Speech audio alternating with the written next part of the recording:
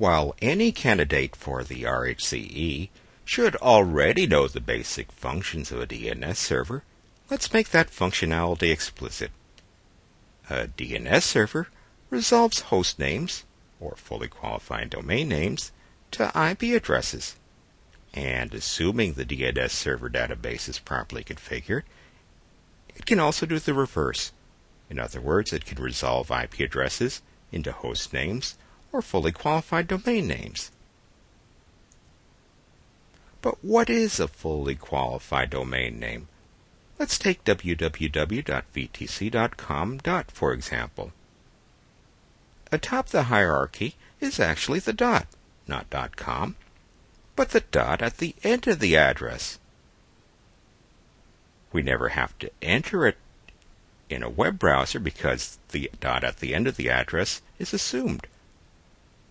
But it's there as part of the fully qualified domain name.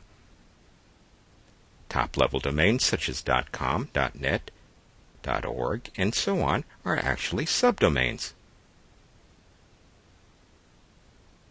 The top-level dot is also known as the root domain. The authoritative DNS servers are distributed in 13 locations worldwide. If you've installed the caching name server package, you can find this list in the var/name/name.ca configuration file. Each of these 13 servers in the root domain can call upon authoritative DNS servers for .com, .net, and so on. Then the authoritative DNS server,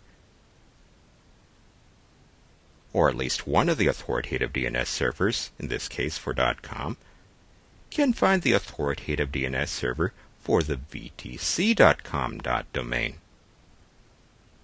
And generally, the authoritative DNS server for vtc.com includes the authoritative information for the VTC web server at www.vtc.com. Or if not, it can at least call up the right DNS server. The standard DNS service for Red Hat Enterprise Linux 5 is the Berkeley Internet Name Domain, also known by its acronym BIND. It's the default DNS server for Red Hat Enterprise Linux 5. While BIND is far from the only domain name service available, it is the default readily available for our operating system. If you're taking the RHCE exam, you will want to learn to configure DNS, at least as a slave and a caching name server, and we'll do that in following videos.